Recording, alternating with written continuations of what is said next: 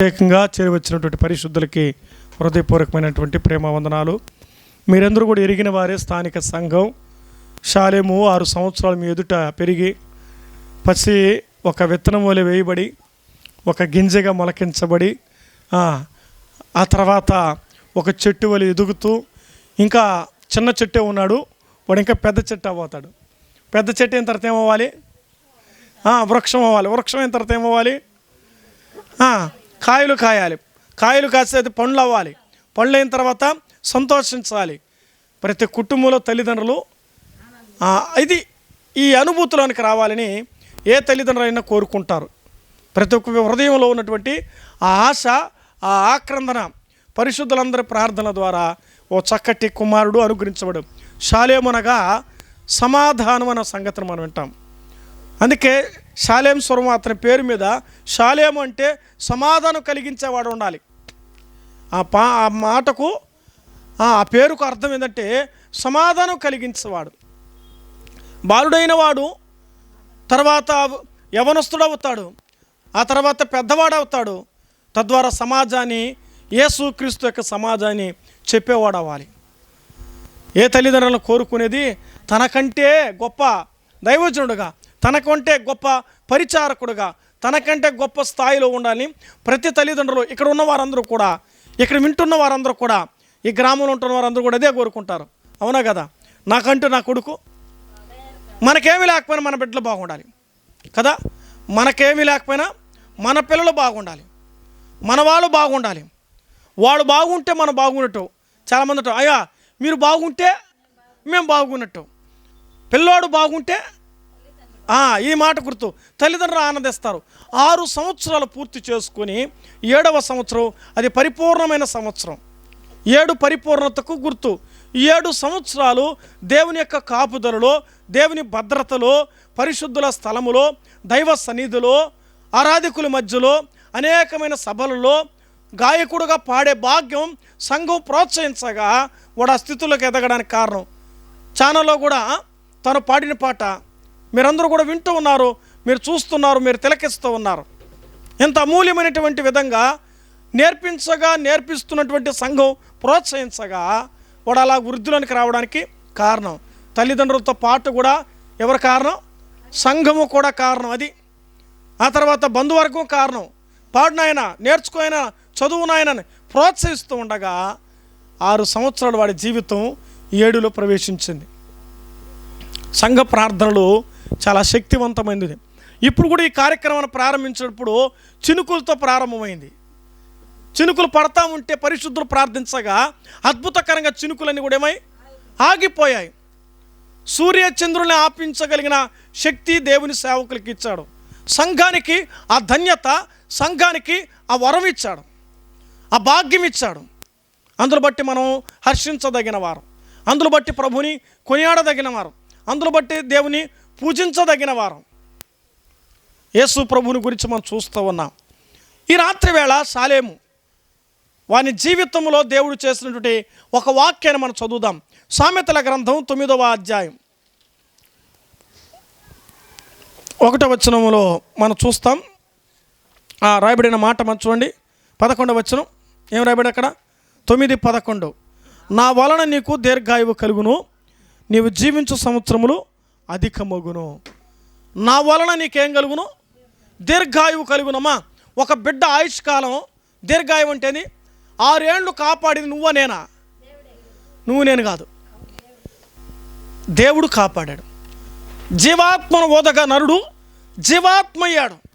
మన డబ్బు మనం బ్రతికించదు, మన బలం మనం బ్రతికించదు, మన కులం మనం బ్రతికించదు, మన బంధువర్గం మనం బ్రతికించదు. ఈ జీవితాన్ని బ్రతికించేవాడు ఎవరో తెలుసా? దేవుడు ఒక్కడే. దేవుడు మాత్రమే ఈ ఆయుష్కి, ఈ లోకంలోది ఏదైనా సరే గ్యారెంటీ ఉందండి. సెల్కి గ్యారెంటీ ఉంది, వాచ్లు గ్యారెంటీ ఇస్తారు, ఇన్ని రోజుల వరకు బాగుంటుందని వాళ్ళే నిర్ధారిస్తారు.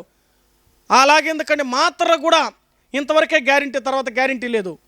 ప్రతిదానికి భూమి మీద గ్యారెంటీ చెప్పగలం, కానీ జీవితానికి మాత్రం చెప్పలేం. జీవితానికి ఏ గ్యారెంటీ ఇవ్వలేం. గ్యారెంటీ ఎవరు ఇవ్వాలి? దేవుడే ఇవ్వాలి గ్యారెంటీ. ఇక్కడ మనం చూస్తాం, నా వలననే దీర్ఘాయువు అంటే షాలేముకు దీర్ఘాయువు ఎవరు ఇచ్చారు? మా దీర్ఘాయువు దేవుడు ఇచ్చాడు. ఎన్ని సంవత్సరాలు? 6 సంవత్సరాలు దీర్ఘాయువు. ఇప్పుడు 7 పరిపూర్ణతలకు వచ్చాడు. 7వ సంవత్సరం కూడా మరి దీవెనకరంగా దేవుడు దీవిస్తాడు. అయితే నా వలన నీకు ఏం కలుగుతుందట? దీర్ఘాయువు కలుగును, నీవు జీవించు సంవత్సరములు అధికమగును. నిజమే, 6 ఏళ్ళు కాపాడిన దేవుని బట్టి ఈ మీటింగ్ అండి. దేవుడు ఆ బిడ్డ జీవితంలో మీరు ఊహించండి, ఈరోజు బిడ్డలు ఎంతమంది హాస్పిటల్లో పడుకొని సెలైన్లు పెట్టుకొని ఇంజక్షన్లు వేసుకొని మాత్రలు మింగుతూ హాస్పిటల్ చుట్టూ తిరిగే తల్లిదండ్రులు కోకొల్లుగా చూస్తున్నాం మనం ఈ రోజుల్లో. అయితే అతని విషయంలో, సాలెం విషయంలో పరిశుద్ధుల ప్రార్థన ద్వారా బంధువులందరూ కోరుకోవడం, బిడ్డ బాగుండా కోరుకోవడం వల్ల ఏమైందో తెలుసా? నేటికి వాడు ఆరోగ్యవంతుడిగా జీవించబడుతున్నట్టుగా మనం చూస్తూ ఉన్నాం. అంతటి ఆరోగ్యము, అంతటి శక్తి, అంతటి ధన్యత అతడు ద్వారా కలుగుతున్న విషయాన్ని చూస్తూ ఉన్నాం. ఈ మాటలు చెప్తుండగా, ఈ మాటలు మనం వింటూ ఉండగా ఆలోచించండి, దేవుడు ఎంత మేలు చేశాడు, ఎంత గొప్ప కార్యం చేశాడు. అందులో బట్టి సంఘం, అందులో బట్టి కుటుంబాలు, అందులో బట్టి బంధువర్గం హర్షించదగాలి. నిజమా కదా? అందుకే ఈ మీటింగ్. ఎందుకండి ఈ మీటింగ్ అంటే మా కుమారుడు జీవితంలో చేసినటువంటి మేలును బట్టి ఉపకారణ బట్టి నిజంగా ప్రభుని స్తుతించగలుగుతున్నాం. వాడి ఆలోచన చూడండి, వాడి ఆలోచన చూస్తున్నారా? వాడి ఉద్దేశం చూస్తున్నాడా? వాడి తలంపులు చూస్తున్నాడా? వాడి క్రియేటివిటీ మీరే గమనిస్తున్నారుగా, ప్రత్యక్షంగా మీరే చూస్తున్నారుగా. దేవుడు అతని ఆరోగ్యం ఇస్తే ఇంతవరకు నడిపించబడుతున్నాం. అందును బట్టి నిజంగా దేవుని మనం స్తుతించ బద్దులం. ముఖ్యంగా మేము దేవునికి రుణస్తులం. ఎందుకంటే మా బిడ్డ జీవితాల్లో దేవుడు కృప, ఆశీర్వాదం, దీవెన చేసును బట్టి ఈ కూడికని నిర్ణయించడం. ఈరోజు ఒక మేడం చెప్పా, మేడం నేనున్నంత వరకు, నా కొడుకు ఉన్నంత వరకు ఈ కార్యక్రమం ఇలాగే చేస్తాం. అది మా తీర్మానం. ఎందుకో తెలుసా? వాళ్ళకి చెప్పారు, యేసుక్రీస్తు నమ్మని వారికి చెప్పారు, అమ్మా ఎంతోమంది హాస్పిటల్ పడుకుంటే నా బిడ్డ ఈ స్థితిలో కూర్చాడు కదా, అందులు బట్టి అయిన దేవునికి కృతజ్ఞతలు ఉండాలి. మీరు కూడా నేర్చుకోండి పదం. తద్వారా యేసు ప్రభు సువార్త చెప్పే అవకాశం నీ కుటుంబాలు ఇస్తావు.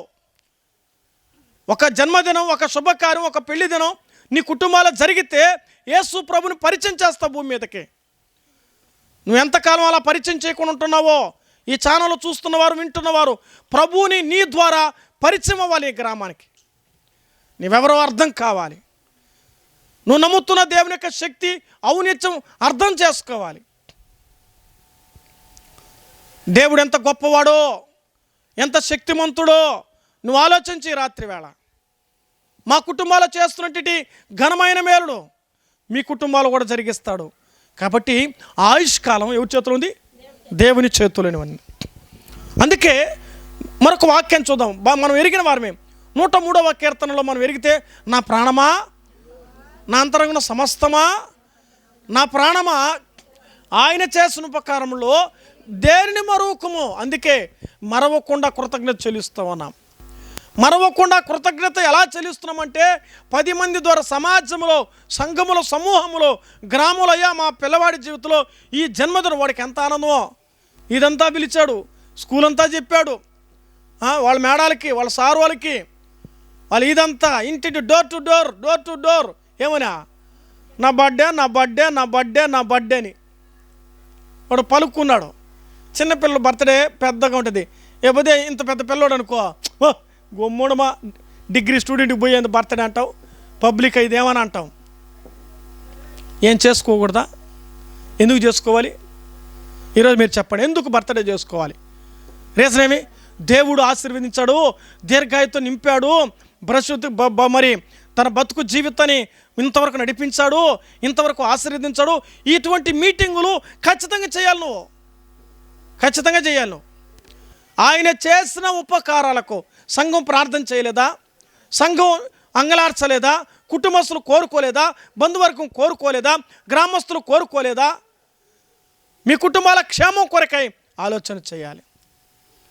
ఈ రాత్రి వేళ దేవుడు నీతో నాతో మాట్లాడే మాట, దేవుని వాక్యం రాయబట్ట ఆయన చేసిన మేలుకు ఆయన ఏమి చెల్లించగల. మరొక మాట చూద్దాం. ఇదే మాట 116వ కీర్తనలోనే దావీదు మహారాజు 12వ చరణంలో ఒక మాట చెప్తాడు. చదవండి వాక్యం. 116:12 ఒక మాటను మనం చదువుదాం. యెహోవా నాకు చేసిన ఉపకారములన్నిటికీ నేను ఆయనకేమి చెల్లించుదును. అది తర్వాత కింద వచ్చాను, రక్షణ పాత్రం చేతబుట్టుకొని యెహోవా నామములో నేను ప్రార్థన చేసేదను అన్నాడు. అంటే ఆయన నాకు చేసిన ఉపకారాలు, షాలేముకు చేసిన ఉపకారాలు మేము గుర్తుపెట్టుకోవాలి. వాడు చిన్న వయసు, వాడికి ఏం తెలియదు. ఇవి ఎవరు గుర్తుపెట్టుకోవాలి? నా కుటుంబానికి నేను ఎలా అనుకోవాలి? నా కుటుంబానికి చేసిన మేలు అనుకోవాలి. నా భార్య అనుకోవాలి, నా కుటుంబానికి చేసిన మేలు అనుకోవాలి. నేను అనుకోవాలి, నా కుటుంబానికి చేసిన మేలు అనుకోవాలి. సంఘం అనుకోలే, మా సేవకుడు చేసిన మేలు అనుకోవాలి. గ్రామస్తులు అనుకొని మా వీధి వారికి చేసిన మేలు అనుకోవాలి. అనుకోకపోతే జరగదు. అనుకోవాలి, గ్యారెంటీ. ఇంకా నేను బ్రతికున్నానంటే, ఇంకా నేను నిలిచి ఉంటానంటే ఇది నీ కృప కదా ప్రభువా, ఇది నీ దయ కదా నాయనా, ఇది నీ దయ కదా ప్రభువా. ఆలోచన చేయండి. దేవుడు నాకు అనే పదంలో ఒక అమూల్యమైనటువంటి సందేశం ఇక్కడ మనం చూస్తాం. ఏం చూస్తాను?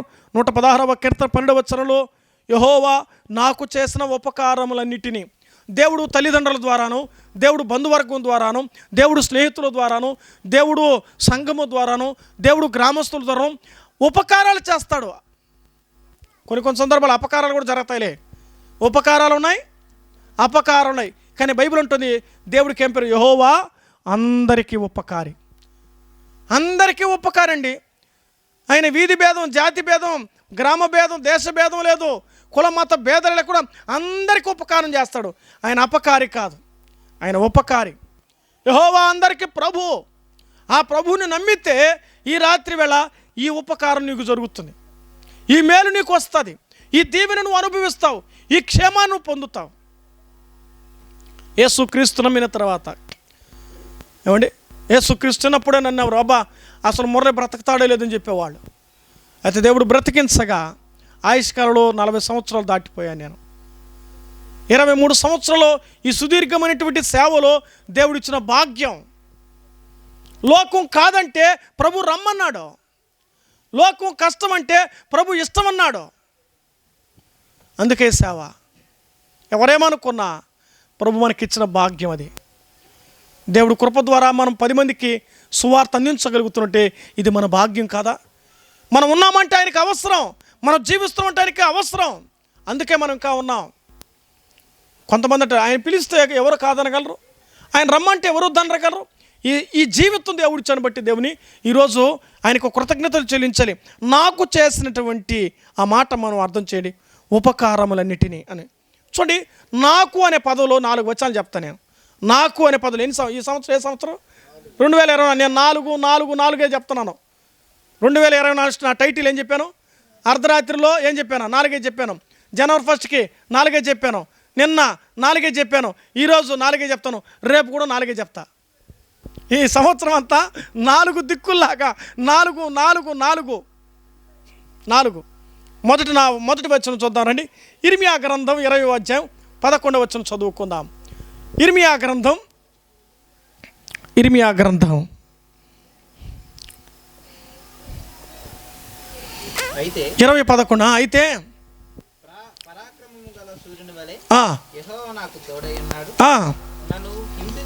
యెహోవా నాకు తోడై ఉన్నాడు. ఆ పదం గమనించండి.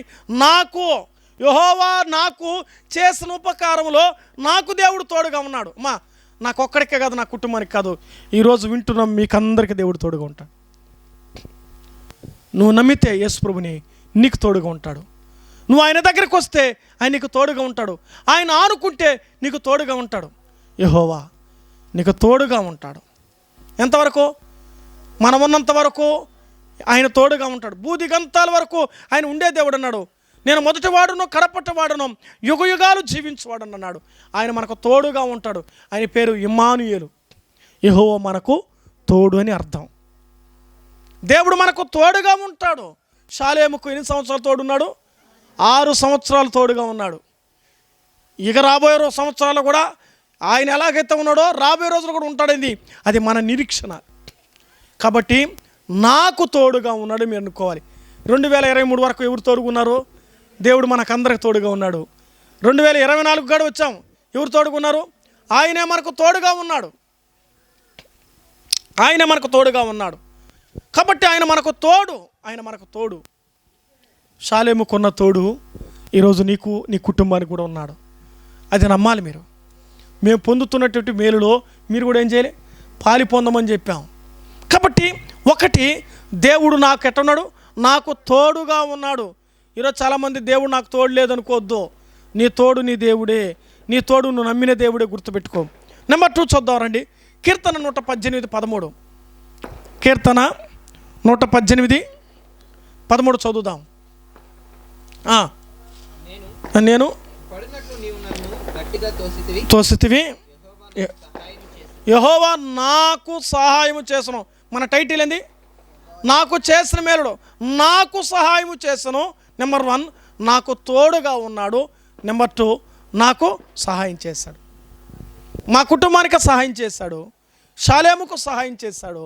ఈరోజు నీకు కూడా భక్తున్నాడు, ఆకాశము తట్టు కనులెచ్చున్నాను, సహాయం ఎక్కడ నుంచి వచ్చినట్టే యెహోవా వలనే నీకు సహాయం కలుగును. అమ్మా, ఇన్ని సంవత్సరాలు పోషించబడ్డ ఎవరు సహాయం? దేవుని సహాయమే. ఆయన సహాయం మనకు ఉన్నందువలన, ఆయన మనకు తోడు ఉన్నందువలన మనం నేటికి నిలిచి ఉన్నాం. అది గుర్తుపెట్టుకోవాలి. దేవుడు నమ్ముకున్నాం కాబట్టి, యేసుక్రీస్తును ఆరాధిస్తున్నాం కాబట్టి, ప్రయాణాల్లో పని పాటలు మేము ఎంత ప్రయాణాలు చేయమో తెలుసండి. ఏ సేవలు వెళ్తున్నప్పుడు ఎన్ని ప్రయాణాలు వెళ్తున్నామో తెలిసిన, ఎన్ని ప్రయాణం పోతే ఎదుటోళ్ళు గుద్దేసి హాస్పిటల్లో పడిపోతున్నారు. చాలామంది ఎదుటి వారు గుద్ది ఏమవుతున్నారు? హాస్పిటల్లో పడిపోతున్నారు. వాళ్ళు హాస్పిటల్లో పడిపోతూ ఉంటే ఈరోజు మన స్థితిని బట్టి ఆయన కాపాడుతూనే ఉన్నాడు, ఆయన కాపాడుతూనే ఉన్నాడు, ఆయన భద్రపరుస్తూనే ఉన్నాడు, ఆయన బ్రతికిస్తూనే ఉన్నాడు, ఆయన మనల్ని నడిపిస్తూనే ఉన్నాడు. అందులో బట్టి ప్రభువుని మనం స్తుతించాలి, అందులో బట్టి ప్రభువుని కొనియాడాలి, అందులో బట్టి ప్రభువుని కీర్తించాలి. ఈ మాటల ద్వారా నాకు సహాయకుడుగా ఉన్నాడు. నెంబర్ 1, దేవుడు నాకు తోడుగా ఉన్నాడు. నెంబర్ 2, 4 ముక్కలు చెప్పిన నేను. నెంబర్ 2, నాకు సహాయకుడుగా ఉన్నాడు. ఈ సహాయం కాదు, దైవ సహాయం. ఏ సహాయం? మనకే సహాయం కావాలి? దేవుడు సహాయం ఎప్పుడు కావాలి? అప్పుడప్పుడు కాదు, అవసరం బట్టి కాదు, అక్కర్లు బట్టి కాదు. అనుదినము దైవ సహాయం అవసరం మనకు. దుస్స సహాయాలు కూడా ఉంటాయేమనుకోవద్దు. దైవ సహాయం లేకుండా ఈ భూమి మీద ధైర్యంగా బ్రతకలేము. ఏ సహాయం కావాలి? దైవ సహాయం కావాలి. మరొక మాట చూద్దాం రండి. కీర్తనలు 18వ కీర్తన 20వ చరణం. నేను అవుట్లైన్ మాత్రం చెప్తున్నా. నేను కీర్తనలు 18:20 చదువుదాం. నా నీతిని బట్టి యెహోవా నాకు ప్రతిఫలం ఇచ్చును. నాకు ప్రతిఫలం ఇచ్చును. ఎవరికా? నాకు ప్రతిఫలం ఇచ్చును. ఈరోజు ఏం చేస్తారు తెలిసిన? ప్రతిఫలం మా కుటుంబానికి ఎవరు? దేవుడే ప్రతిఫలం ఇచ్చాడు. గర్భఫలము యెహోవా ఇచ్చు, అదొక ఫలం. అయితే ఆ లోకంలో వాని కుటుంబానికి అదొక బలం. ఫలం తింటే బలం, కాబట్టి ఫలం ఇచ్చాడు కాబట్టి ఉంటే బలం. ఈరోజు పిల్లలు లేని వాళ్ళ పరిస్థితి చూడండి, ఎంత బాధపడుతున్నారో. పిల్లలు ఉన్న వాళ్ళ పరిస్థితి చూడండి, ఇంకా బాధపడే ఉన్నారు. అటు ఇటు కలిగిన వాళ్ళు ఉన్నారు, నమ్మకం కలిగిన వారు ఉన్నారు, తల్లిదండ్రులతో లోబడి జీవించి సంపాదించి గౌరవంగా బ్రతికి ఒక మంచి స్థాయి ఇచ్చేవారు ఉన్నారు. ఒకసారి ఒక కలెక్టర్ అయిన తర్వాత మీ నాన్న ఏం చేస్తాడంటే, సార్ మా నాన్న రిక్షా దొక్కి నన్ను కలెక్టర్ చేశాడు అన్నట. ఏం దొక్కి? నేను ఆ రిక్షాలను ఇప్పుడు కలెక్టర్ ఆఫీస్కి వచ్చాను ప్రారంభం రోజు. అర్థమవుతుందా? అటువంటి బిడ్డలు తయారు కావాలి రాబోయే రోజులు. మీరు మీ తల్లిదండ్రుల్ని మీరు ప్రదర్శించాలి, మీ తల్లిదండ్రులు మీరు చూపించాలి. మీ నాయన ఏమంటే మా నాయన కాదు. గుర్తుపెట్టుకో. ఈరోజు ఈ జన్మదినం నువ్వు గుర్తుంచుకోవాల్సింది, నీ తల్లిని ప్రదర్శించాలి, నీ తండ్రిని ప్రదర్శించాలి. నీ కుటుంబానికి ఓ ప్రదర్శన అవసరం. సిగ్గుపడకూడదు. ఆ రోజుల్లో వారు నిన్ను ఏం చేశారు? ఆలన పాలన చూడగా ఈ స్థాయి స్థితిగతులు వచ్చాయి. నువ్వంతటకు నువ్వే జన్మించలేదు, నువ్వంతటకు నువ్వే అన్నీ చేసుకోలేదు, నువ్వంతటకు నువ్వే చేయలేదు. నేను చెప్పడానికి అంత టైం లేదు.